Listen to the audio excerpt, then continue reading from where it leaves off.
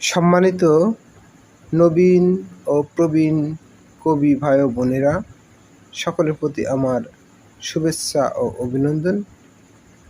আমি আপনাদের সামনে কবিতা কিভাবে লিখতে হয় এবং কবিতা খুঁটিনাটি কি কি বিষয় আদি আছে তা নিয়ে আমি আলোচনা করব। আশা করি আমার কথাগুলো আপনারা শুনবেন এবং মন দিয়ে দেখবেন।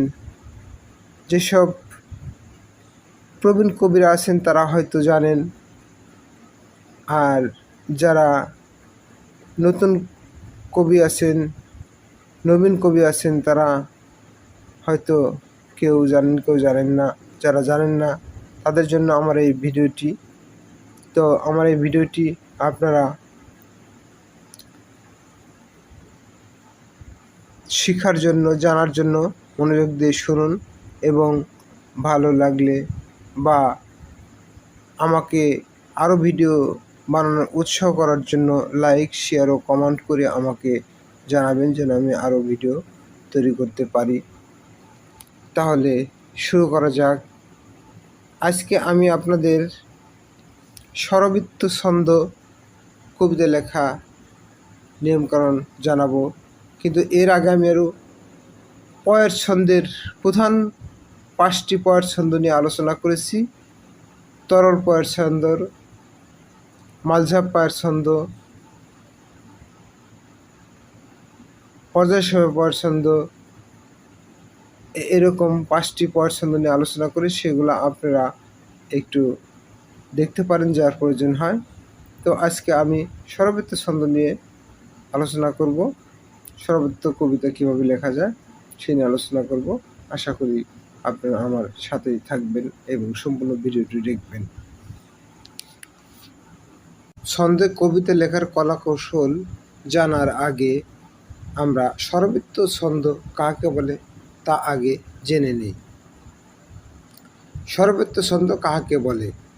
প্রথমে শ্বাসাঘাতযুক্ত শব্দে দ্রুত লয়ে আশ্রিত 4 মাত্রায় পূর্ণ পর্বে গঠিত যে লৌকিক ছন্দে মুক্ত ও রুদ্ধ সকল দলই একমাত্রা গণনা করতে হয় তাকে স্বরবৃত্ত ছন্দ বলে।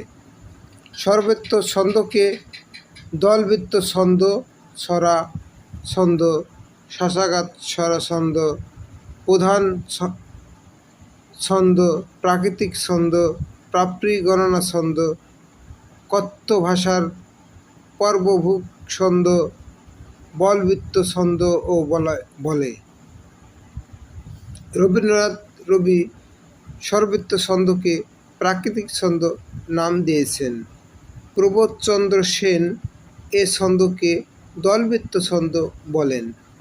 অমৃতধন বন্দ্যোপাধ্যায় এর নাম দেন শ্বাসাঘাত প্রধান ছন্দ। ছন্দের জাদুকর সত্যেন্দ্রনাথ দত্ত এ ছন্দকে পাপড়ি গণনা ছন্দ বলেন। কবি তারাপদ ভট্টাচার্য এর নাম দেন বল প্রধান ছন্দ। ডক্টর কাজী আনোয়ার হোসেন বাঘাবারো এর নাম দেন সরলবৃত্ত ছন্দ। ডক্টর কাজী আনোয়ার হোসেন বাঘাবারো স্বরবৃত্ত ছন্দকে সরলবৃত্ত ছন্দ বলেন কারণ স্বরবৃত্ত ছন্দ সহজে কবিতা বা ছড়া লেখা যায়, আবার মুক্ত অক্ষর ও বদ্ধ অক্ষর 2 অক্ষরই সবসময় একমাত্রা বহন করে, তাই এ ছন্দকে সরলবৃত্ত ছন্দ বলা যায়। এবার আমরা জানব স্বরবৃত্ত ছন্দে কবিতা কিভাবে লেখা যায়। স্বরবৃত্ত ছন্দের কবিতা লেখার ফর্ম। সরলবৃত্ত ছন্দে বা স্বরবৃত্ত ছন্দে মূল পর্ব 4 মাত্রা। আপনি যে কয় মাত্রা লিখবেন সেভাবে মাত্রা সাজিয়ে নিতে পারেন, যেমন 4+2, 4+1 বা 4+4 বা 4+2 বা 4+4+4+2 বা 4+4 ইত্যাদি। আপনি মাত্রা এভাবে আরও বাড়ানো বা কমানো করতে পারেন।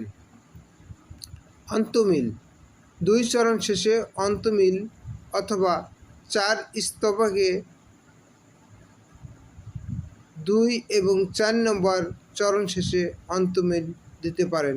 আবার 5 ও 6 চরণে ও স্তবক করে অন্তমিল সাজিয়ে নিতে পারেন।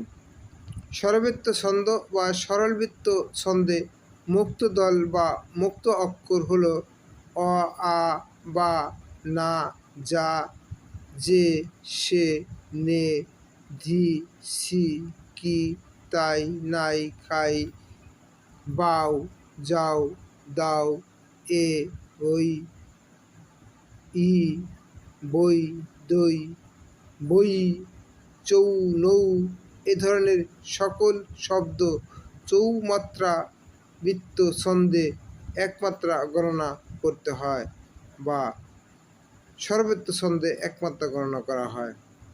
অর্থাৎ যে শব্দ উচ্চারণের সময় টেনে বা দীর্ঘ সময় বাকযন্ত্রে ধরে রাখা যায় তাই মুক্ত দল বা অক্ষর, আর এর মান হল 1 স্বরবৃত্ত ছন্দে।